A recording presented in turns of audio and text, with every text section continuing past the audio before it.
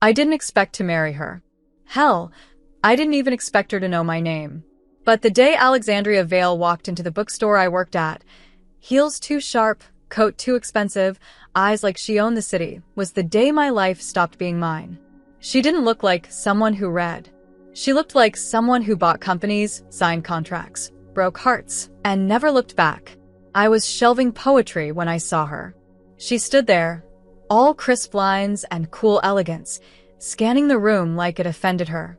Then her eyes locked on me. "You're Ivy Monroe," she said. Not a question, a statement. I straightened slowly. "Who's asking?" "Alexandria Vale." The name landed in the air like a weight. Everyone knew it. Heiress, CEO, multi-millionaire, untouchable. "Congratulations," I offered. Her mouth twitched. Not quite a smile. "I need a wife."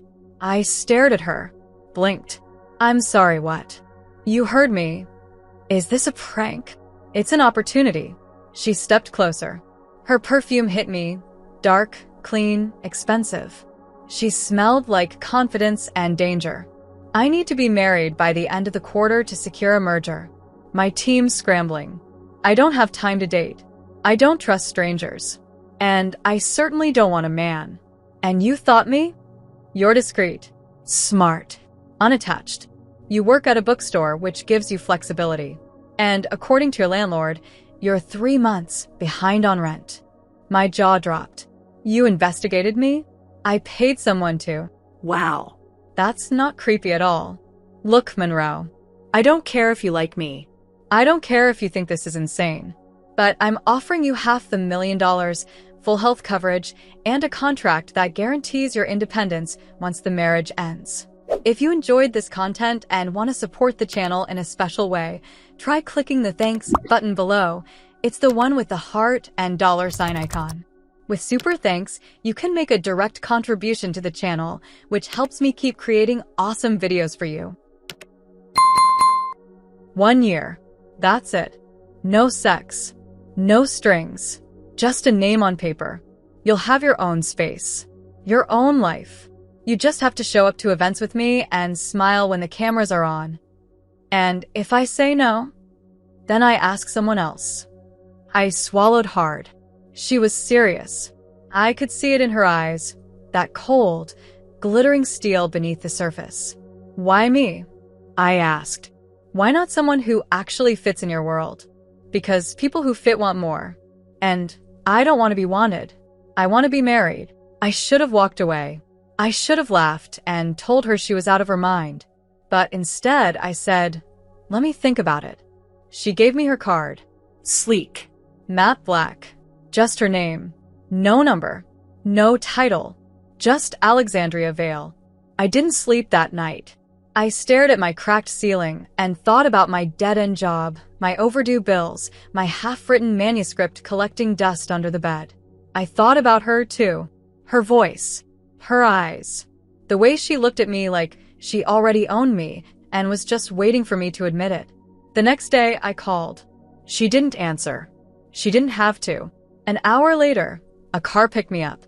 We signed the prenup that afternoon. Her lawyer, a man with zero personality and immaculate eyebrows, read through the terms. I'd be paid monthly. I'd attend 6 corporate events, 3 public interviews, and 1 week-long vacation in Italy for the final quarter. We'd share a penthouse, but not a bed. I'd get an allowance for clothes. She'd handle the rest. "You'll be photographed," the lawyer warned. "Speculated about. You'll be expected to play the part." "And what part is that?" I asked. "The girl who married the Ice Queen and made her look human." "Charming," I muttered. Alexandria watched me sign. She didn't blink. When it was done, she stood, extended her hand. "Welcome to the contract, Mrs. Vale." My pulse stuttered. "We're doing this?" "We are." "You're insane." "You'll thank me." The wedding was private. 2 witnesses. No family. I wore a white dress she had delivered to my door. Simple. Elegant. Too expensive. She wore a suit that made me question everything I thought I liked about women. Sharp shoulders. Slim waist. That mouth. We didn't kiss. Just signed. Just posed. Just stared at each other across a table like we were closing a deal, which I suppose we were. That night, I stood in her penthouse and realized how far I was from the life I knew. Marble floors, glass walls, wine I couldn't pronounce. Alexandria handed me a key card. Your room's down the hall. Left side. You have full access to the gym, kitchen, and pool. Don't answer the door unless it's the driver. Don't talk to the press. Don't fall in love. I snorted. Not a problem. Good. She paused. But pretend you did. When the cameras are on. Naturally. And Monroe. Yeah. Don't try to understand me. Just survive me. I went to my room. Sat on the bed. Stared at the dress, still clinging to my skin. Married. To a woman who looked like a statue and spoke like a machine. But something about her, something deep beneath that armor, made my stomach twist. She didn't want love. She didn't want me. But I'd be lying if I said I didn't already wonder what her mouth tasted like when it wasn't busy making threats. And when I closed my eyes that night, the sound I heard wasn't her voice. It was my own, whispering the truth I didn't want to admit. This is going to ruin me. Living with Alexandria Vale was like living in a museum curated by someone with no warmth and unlimited wealth. Everything in the penthouse gleamed. Marble counters, velvet chairs, art that probably cost more than my student debt. It was cold, immaculate, breathtaking, like her. She barely spoke to me that first week. She left early, came home late, ate alone, worked in silence. Her presence was a shadow that moved from room to room, all sharp heels and clipped words. And yet, I couldn't stop watching her. The way she took her coffee, black, no sugar, always in the same white mug. The way she removed her earrings at the end of the day, slow, precise, like she was unraveling a version of herself no one else got to see. The way she touched nothing unless it was necessary, like even affection would be a waste of time. And still, every time she entered the room, my heart reacted like I was 12 and she was the girl I'd written poems about in secret. Stop staring, she said one morning, not looking up from her tablet. I'm not. I lied, buttering toast I wasn't hungry for. You are. Sorry. Hard not to when I live in a Vogue spread. Flattery won't shorten the contract. Not trying to shorten it, just trying to survive it. Then follow the rules. Which are, don't get involved. You married me, Alexandria. Bit late for that. She finally looked at me. Those eyes so cool, so unreadable. You're here because you were convenient. Let's not confuse survival with significance. I stood, heart thudding. You really don't believe in kindness, do you? I believe in control. Must be lonely. Lonely is efficient. I walked out before I said something I couldn't take back. That night, I found a dress laid out on my bed. A note beside it. Charity gala. Be ready by 6:30. Wear this. No red lipstick. It wasn't signed. Didn't have to be. I wore the dress. It fit like sin. Deep green silk, tight in all the places that made me feel powerful. She didn't say anything when she saw me. Just handed me a diamond necklace and turned me toward the mirror. Hair up, she said, fingers brushing the nape of my neck. More dangerous that way. I caught her eyes in the reflection. Dangerous for who? She didn't answer. The gala was a blur of faces I didn't recognize, compliments I didn't believe, champagne I sipped to stay calm. Alexandria's hand rested on my lower back all night.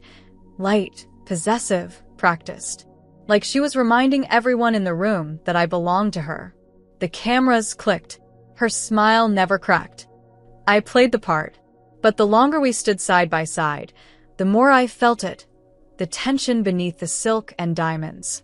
The way her fingers lingered when they didn't need to. The way her body leaned just slightly into mine when we posed for photos. The way her voice dropped when she spoke into my ear, low and smooth and completely unnecessary. Don't smile too wide, she said once. It'll look forced.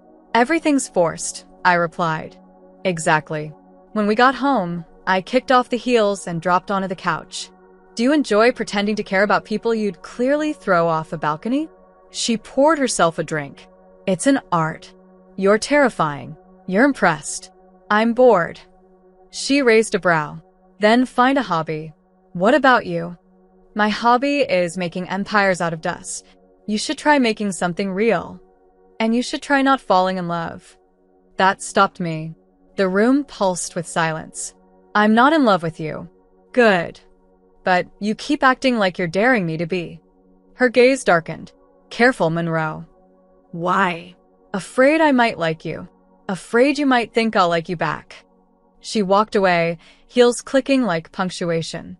And I sat there, breathless, skin flushed, angry and confused, and turned on in ways I didn't know how to explain.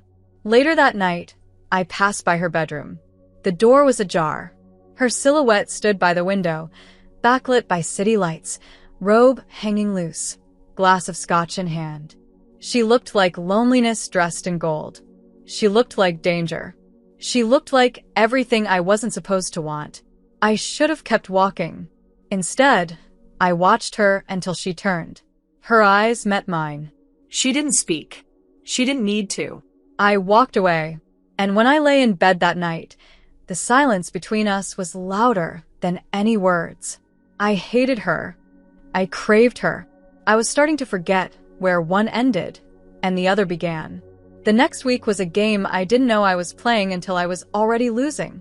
Alexandria didn't touch me, didn't look at me for longer than necessary, didn't speak unless it was about the schedule or the rules or which dress I'd be expected to wear to the next event. And yet, everything she did screamed something else entirely. The way she moved through the apartment like she owned the air, the silence, even the space between our breaths. The way her eyes found mine when she thought I wasn't watching.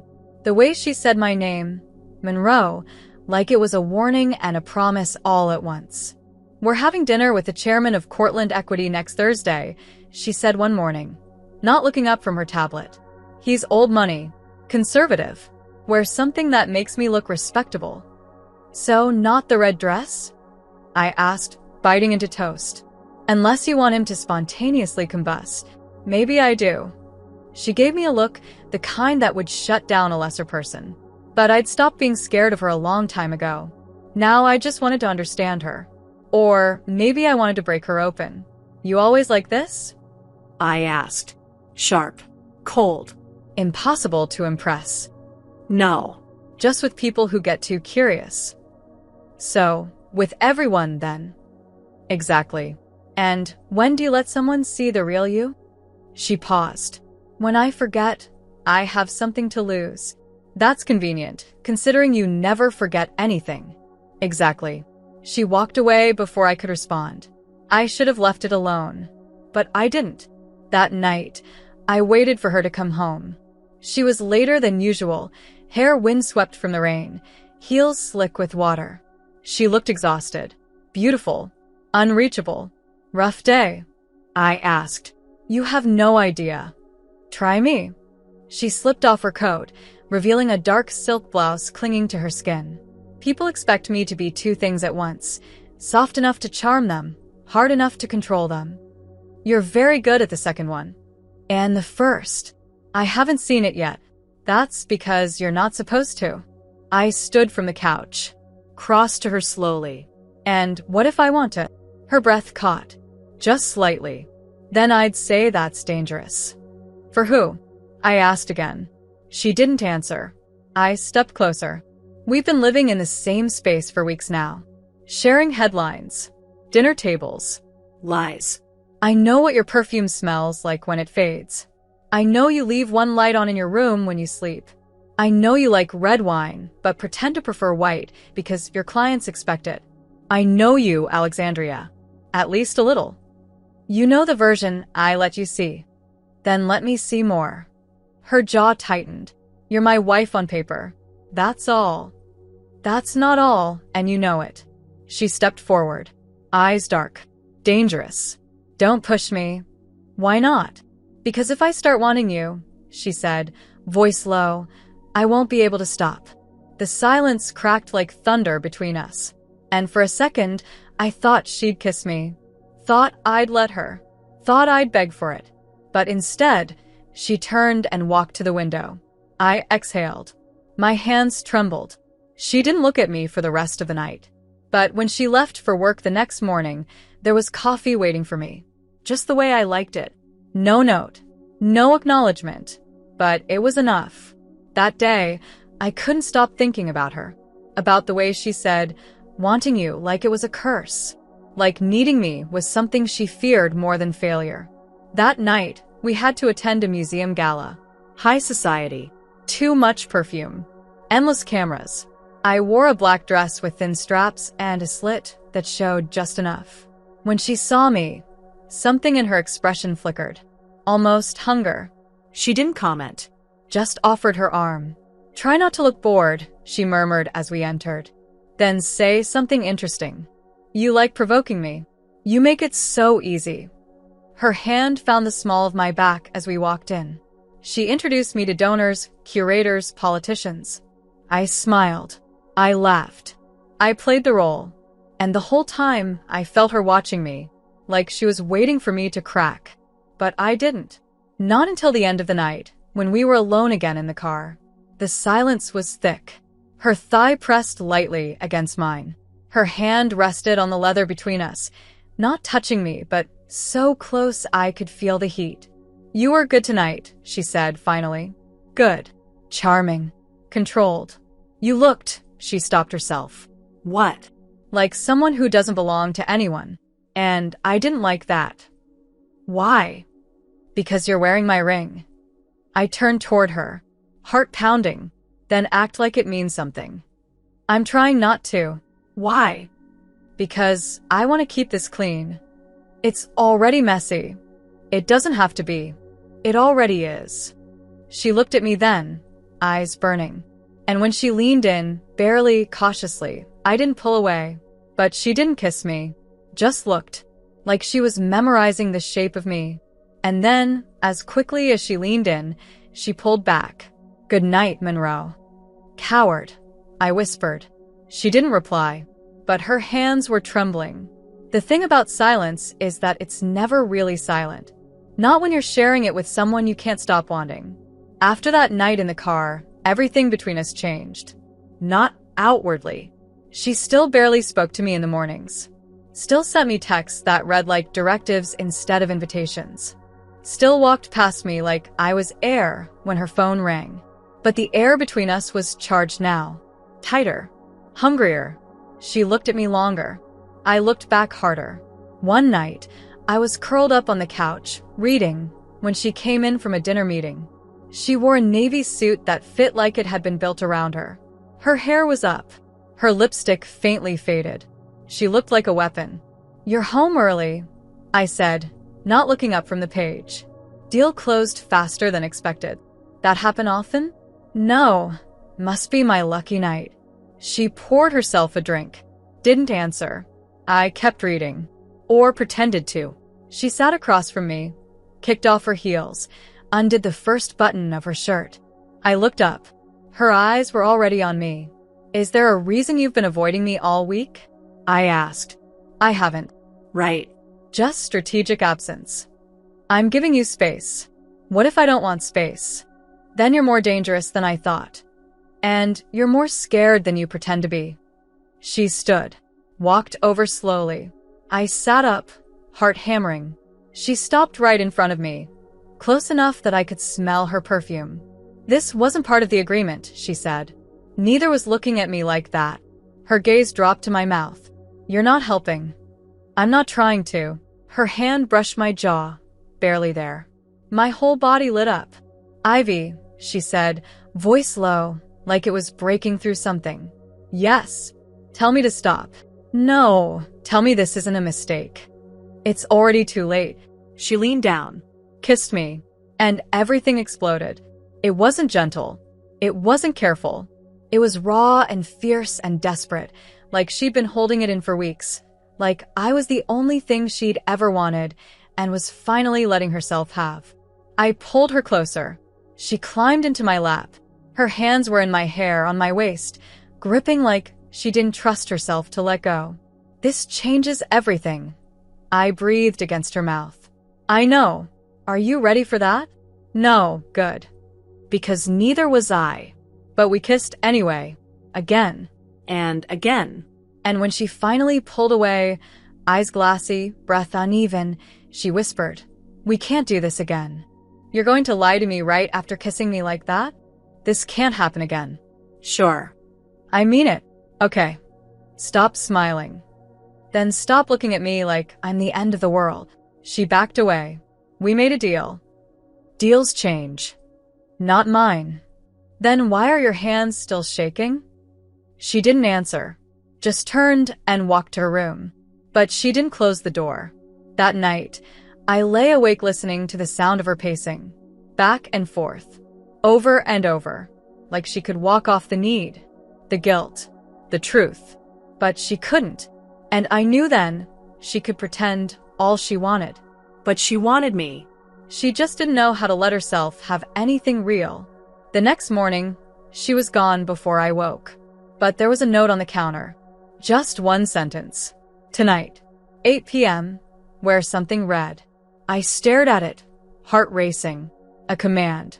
A test. A promise. I didn't know which. But I knew I'd show up. And I knew something between us had just broken. Or begun. At 7:59 p.m., I stepped into the hallway in a red satin dress that felt like it was made of sin.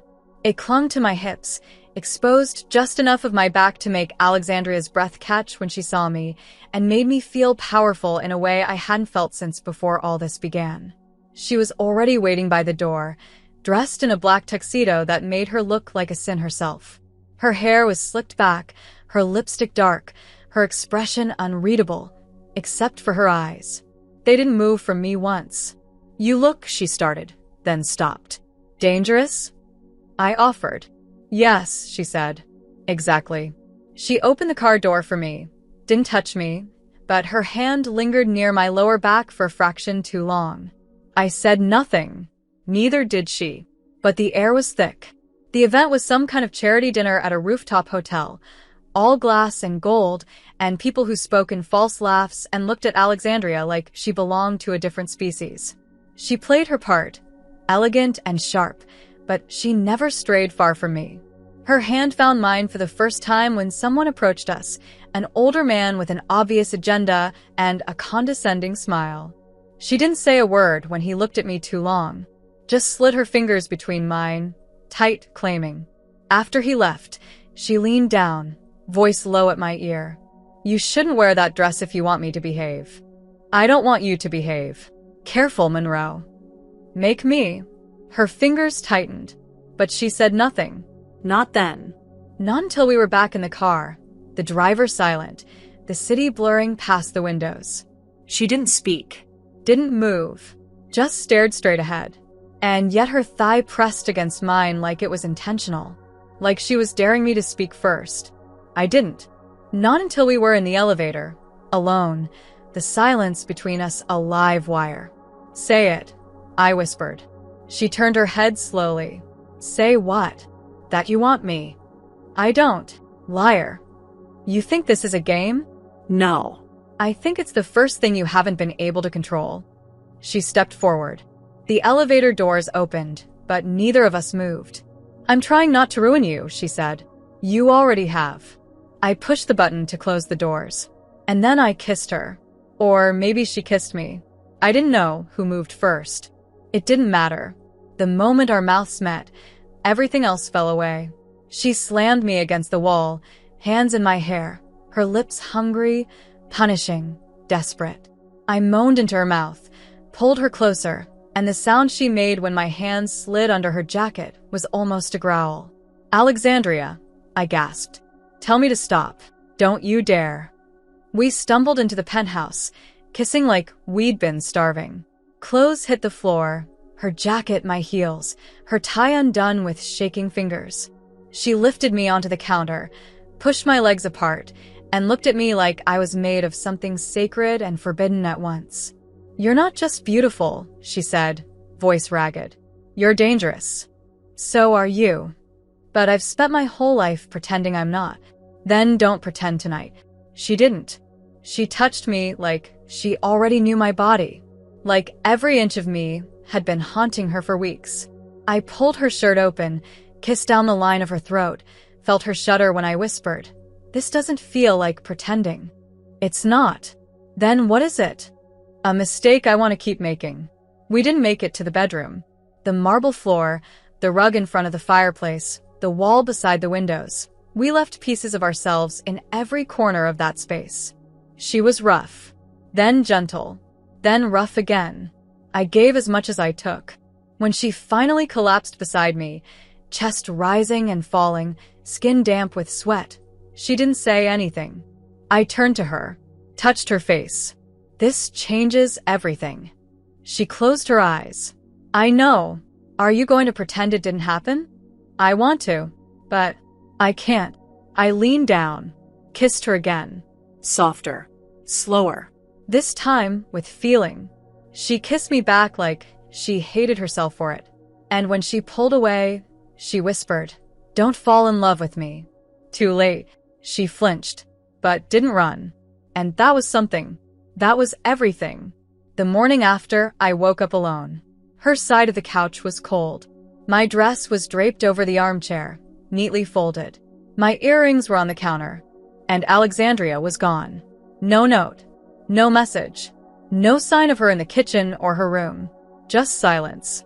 I made coffee anyway, drank it in one of the overpriced mugs she kept in rows like museum pieces, and tried not to think about how her mouth felt on my neck. I failed. I tried not to remember the way she looked at me when she was inside me, like I was the only thing in her world that made sense. I failed harder. At noon, she texted, "Working late. Don't wait up." That was all. No mention of what happened. No acknowledgement. Just business as usual. Except nothing felt usual now. Not the way her perfume lingered in the air. Not the way my body still ached for her. Not the way every room in this apartment suddenly felt smaller. Tighter. I spent the day trying to distract myself. Cleaned. Reread old poetry I used to love. Went through the kitchen cabinets and labeled everything out of spite. And when night came, I didn't wait up. But I didn't sleep either. I heard her come in just after 1. I heard her pause by the couch. I heard the rustle of her jacket, the soft sigh she always tried to hold back when she was tired. I almost called out. I didn't. The next morning, she was sitting at the table, reading the paper like nothing had changed. Like she hadn't touched me in every way a person could be touched. "Morning," I said, grabbing a cup. She glanced up. "Morning. Sleep well?" "Fine. Anything exciting in the financial section?" "Only if you find international stocks thrilling. Riveting." I sat down. The silence stretched. Finally, I said, "Are we just not going to talk about it?" She didn't look up. "Talk about what?" "Don't insult me. It was a mistake. Try again." A lapse in judgment. "Alexandria, you knew the rules. The rules changed." No. "You changed them." "We both did." She looked at me then. Her eyes were sharp, but not cold, just tired. "I told you not to fall in love with me. You told me a lot of things. None of them felt true when your mouth was on mine." She flinched. "That shouldn't have happened, but it did. And it can't happen again." "You don't believe that." "I have to." I stood, walked to her side of the table. Why? "Because you're afraid I might start meaning something? Because you already do." Her voice cracked. Just barely. But it was enough. I reached out. She didn't stop me.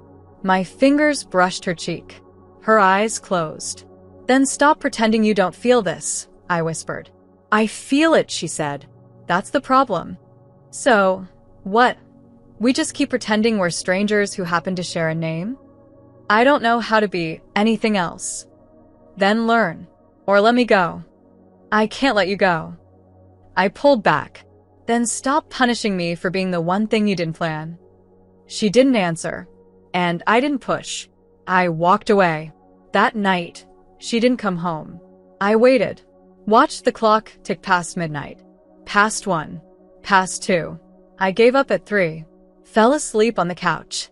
When I woke up, she was in the kitchen, barefoot, still in her suit from the night before. Her hair was undone. Her eyes were red. "You didn't sleep," I said. "Neither did you." "Where were you?" "Driving. All night. Trying to figure out if I'm brave enough to want you out loud." I stood. My chest ached. "And I'm not," she whispered. "Not yet." "That's honest. I don't want to lie to you anymore. Then start telling the truth." She walked toward me. Slow. Careful. "The truth is, I don't know how to be soft without falling apart. Then fall apart. I'll be here." Her hands found my waist. Her forehead rested against mine. "I want to want you quietly, but I never do." "Good. I want to go back to before." "You can't. I know." And when she kissed me again, it was softer this time. No fire. Just ache. Just truth. We didn't sleep together that night. We just lay in bed, fully clothed, our fingers intertwined. Her breathing was uneven. Mine, too. But she didn't let go. And neither did I. After that night, something shifted. We didn't speak about what we were, but Alexandria stopped running. She started coming home earlier. She brought me coffee in the mornings, sometimes without saying a word, just sliding the mug toward me with eyes that lingered too long. She didn't kiss me again for days. But she touched me in other ways, her fingers brushing mine when we passed in the kitchen, her hand resting on the small of my back at events, her gaze lingering when she thought I wasn't watching. I always was. And I saw everything. The tension in her jaw when someone flirted with me. The way her body leaned closer when I laughed too loudly at someone else's joke. The way her hand tightened on my waist just slightly when cameras flashed. Possessive. Careful. Afraid. I didn't push. But I felt it deep in my bones. She was slipping closer to me, and it terrified her. One evening, we came home from a black tie fundraiser, and she didn't say a word. Just tossed her clutch onto the kitchen island, pulled off her earrings, and poured herself a drink. I leaned against the counter. "Want to talk about it?" She took a long sip. "There's nothing to talk about. You've been tense all night. I'm always tense. Not like this." "Drop it, Monroe." I didn't. "Is it because of the woman who called me your trophy wife in front of the board?" Her eyes flashed. "She's irrelevant. You didn't say anything. Because if I had, I'd have ruined the merger. So you let her insult me. I protected you. By pretending I don't matter? You matter," she said, voice low and sharp. "More than you should." That stopped me. "Then say it." She looked at me. Her mask cracked. "I can't." "Why?" "Because the second I say it, it becomes real. And if it's real, I can lose it." "You can lose me anyway, Alexandria. Every time you stay quiet, every time you pull away, you make it harder to stay." She set her glass down. "Then leave." The words hit like ice. But her eyes betrayed her. She didn't mean it. She was scared. Of love. Of needing. Of me. "No," I said. "I'm not walking away just because you're afraid. I don't need you to save me. I'm not trying to. I just want you to meet me. And if I don't know how, then try." She stared at me, then crossed the space between us and kissed me like an apology, like a confession. Like maybe she was starting to believe she was allowed to want something more. We didn't speak again that night, but we made love slowly. Not like the first time, wild and desperate. This time it was soft, intentional. Her fingers traced every inch of me like she was memorizing it. Her mouth moved over mine like she had something to say, but didn't know the words yet. And when she came undone against me, trembling, she whispered my name like a prayer. Afterward, she curled into me, her body tight, her breath uneven. "You scare me," she said. I brushed hair from her face. "Because I see you? Because you make me want to be seen. That's not a bad thing. It is when you've spent your whole life hiding behind power. You're more than power. You're the only one who's ever believed that." I kissed her temple. "Maybe it's time you start believing it too." In the days that followed, something new bloomed. She invited me to meetings. Introduced me not just as her wife, but as someone she trusted. She asked my opinion. She listened. She laughed. And then, one morning, she asked me to travel with her. "It's a weekend trip," she said, eyes flicking away. "The Hamptons. Just us. No press. No obligations. You sure? I want you there." "Why?" "Because when I think about that house being empty, it makes me ache. And that scares the hell out of me." I touched her hand. "Then let's go." She nodded, but I saw it in her eyes. The fear was still there. Real. Quiet. But she was trying. For me. For us. And maybe, just maybe, that meant we had a chance. Not just to survive this marriage, but to turn it into something true. The Hamptons were too quiet, too beautiful, too far from the sharp, calculated world Alexandria used to control everything. The house was massive, all glass and ocean breeze and white linen furniture I was afraid to sit on. But the moment we stepped through the door, something in her shifted. Her shoulders lowered. Her voice softened. She took off her heels and walked barefoot across the polished wood floors like she didn't have a company to run or an empire to defend. "I used to come here when I needed to disappear," she said, placing her bag down. "No staff. No security. Just me and the silence. And now you brought me. Now it's not silence I want anymore." The words landed gently, like a confession wrapped in silk. I didn't reply. I just followed her through the house, through the wide kitchen, and out onto the back deck, where the ocean stretched out like something we'd never deserve, but could still touch. We spent the first few hours doing nothing. Sitting. Drinking wine. Talking about everything but us. She told me about the first company she ever bought, age 24, terrified, pretending she wasn't. I told her about my first heartbreak. How the girl didn't even say goodbye, just ghosted me mid-semester. Alexandria winced. Some women are cowards. Some women are scared. You can be both. You would know. She didn't argue. That night, we made dinner together or tried. I burned the garlic. She laughed. I nearly dropped a pan. She caught it. Then I caught her around the waist, pulling her in, kissing her with flour on my hands and a grin on my face. She kissed me back like she was finally letting herself live. After dinner, we sat on the deck again, wrapped in blankets, the wind playing with her hair. "Do you ever think about what happens when the contract ends?" I asked. She tensed. "Don't." "Why not?" "Because I can't think about losing something I only just started to admit I want." "You think you'll lose me?" "Eventually. Everyone does." "You never had me on paper, Alexandria. You had me the moment you kissed me like it was the only honest thing you'd ever done. And that's the problem." "Why?" "Because I want you. In ways I don't know how to name. In ways that terrify me." "Then name what you can." She looked at me, reached out, brushed hair from my face. "I want to wake up with you every day and pretend I'm not scared. I want to make you coffee badly and kiss you while the toast burns. I want to fight over stupid things like throw pillows and grocery lists. I want a life where I don't have to perform to be loved. You already have that. You have me. For now. For as long as you choose me. And if I fail, then I'll be here helping you try again." Her eyes filled. She looked away. "I've never had someone stay. Then I'll be your first." We slept together that night without urgency. Just skin on skin, breath on breath, like the world had stopped turning for us. In the morning, I woke before her. Watched her sleep, vulnerable and still. One hand curled near her cheek, her mouth slightly parted. I kissed her forehead. She stirred. "You're staring," she murmured. "Can you blame me?" "I look ridiculous in the morning." "You look real." "That's worse." "No," I whispered. "That's everything." We made breakfast barefoot.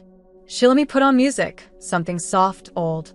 She even let me dance with her in the kitchen, her hands awkward at first, then confident, spinning me like she was trying to rewrite time. In the afternoon, we walked along the sand. She held my hand in broad daylight. No audience, no press, no performance. Just us. And in that quiet, she whispered, I love you. I stopped. Say it again. I love you. Since when? Since the moment you stopped letting me get away with lying to myself. I kissed her. Then let's stop lying. To each other. To the world. To the contract. What are you saying? I don't want to keep pretending we're just playing house. I want the real thing. She took a breath. Then when we go back to the city, we tell everyone? If you're ready. She looked out at the waves. I want to be. And for the first time, I believed her. Not because she promised, but because she showed me what it looked like when someone terrified of love chooses to love anyway. Coming back to the city felt like waking up from a dream I didn't want to leave. The apartment was colder than I remembered. The walls too high. The silence too sharp. Alexandria moved through it like she always did, precise, powerful, distant. But now I knew what her softness felt like. I'd seen it, held it, loved it, and I didn't want to pretend anymore. The morning after we returned, she poured 2 coffees and handed me mine without a word. Are we still doing this? I asked. She paused. Doing what? Pretending we're still just married on paper. We can't undo what we signed. That's not what I asked. She didn't look at me. We'll figure it out. That's not an answer. It's the only one I have right now. I set the coffee down. Do you regret saying it? Saying what? That you love me. Her jaw tightened. No, then say it again. Why do you need to hear it twice? Because we're back in your world now. And I don't know who I am to you here. That got her attention. She looked up. Slowly. Carefully. You're the only thing that makes this place bearable. Then show me. That week was the hardest we'd had since the beginning. Not because we fought, but because we didn't know how to move forward. The press was everywhere. Questions came in subtle and brutal waves. Is the marriage real? Are they still together? Who is she really? I overheard someone in Alexandria's office call me a strategic placeholder, and she didn't correct them. That night, I confronted her. You let them say I don't matter. I didn't respond. That's the same thing. You want me to shout it from the rooftops? I want you to acknowledge me like I'm real. You are real, she said. Too real. That's the problem. No. The problem is you're still hiding behind the contract. Because it's the only thing that kept me safe until you. And now. She didn't answer. Just looked at me with eyes that said, I want you, and I don't know how all at once. I left that night. Just for a few hours. Walked the city alone. Thought about how stupid it was to fall in love with someone who didn't know how to keep what she begged for. When I came back, she was sitting on the floor of the living room, barefoot, a glass of wine untouched beside her. I thought you weren't coming back, she said. I didn't want to. Why did you? Because I still believe in you. She closed her eyes. Why? Because even when you're terrified, you still try. And because I see who you are when the mask comes off. You're the only one who ever has. I sat beside her.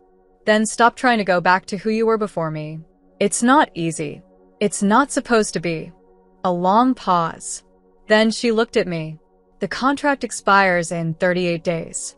I already knew that. I'd been counting, silently, every morning. And I'm not renewing it. My throat closed. Okay. Because I want to ask you something else instead. I turned. What? Her hands trembled as she reached into her blazer pocket.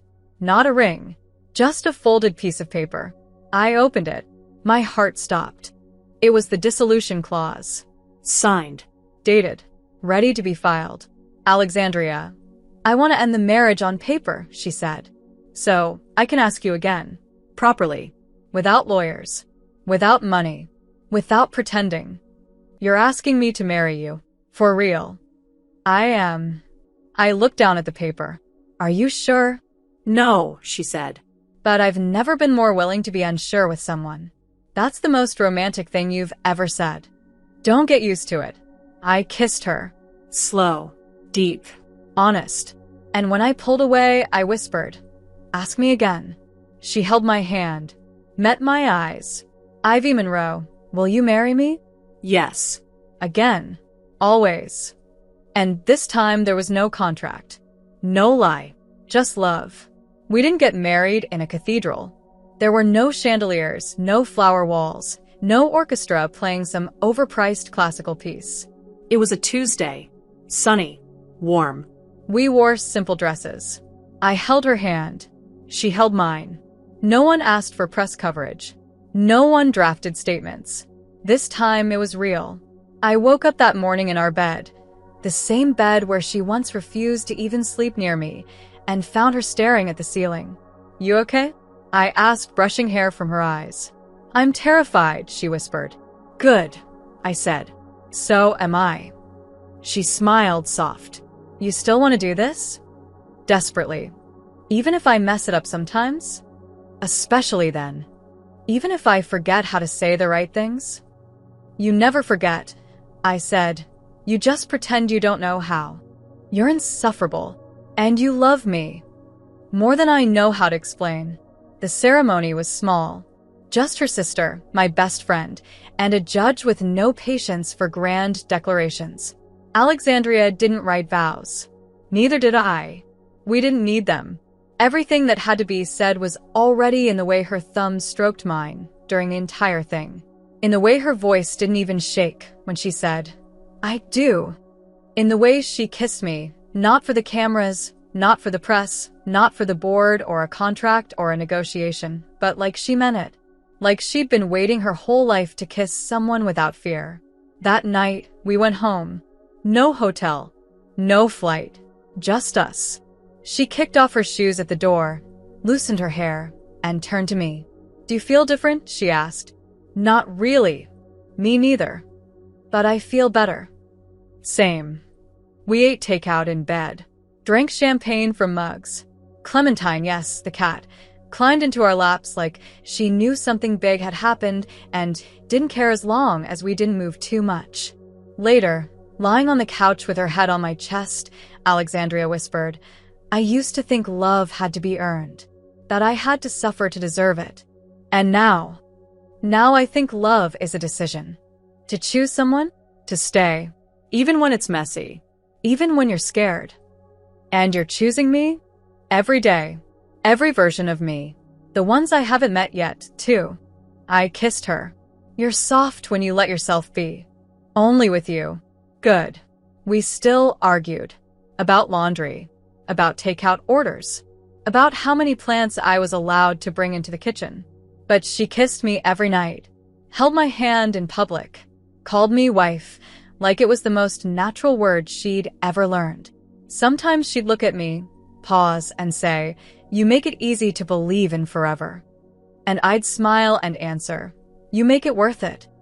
One night, months later, we sat on the balcony with wine and a sky too full of stars for the city. "Remember the first time you offered to marry me?" I asked. "Barely.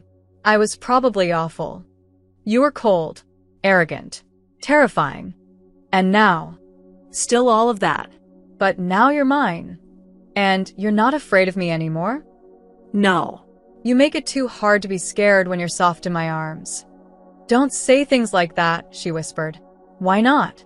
"Because I'll do something reckless like cry." "Good. You can be arrogant and emotional. I promise the world won't collapse." She rolled her eyes and kissed me again. I held her tighter. Let myself believe in what we were building.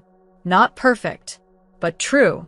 And when she said, "I'm glad I married you twice," I said, "You're not getting a third." Fine, she smirked. "But maybe we adopt a dog, just to balance out the emotional chaos." "You are the emotional chaos.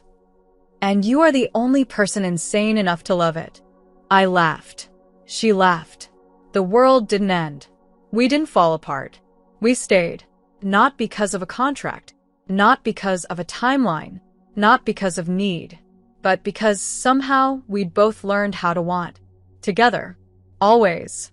Thank you so much for your support, whether it's by liking, commenting, sharing, or sending your super thanks. You make all the difference here on the channel. See you in the next video.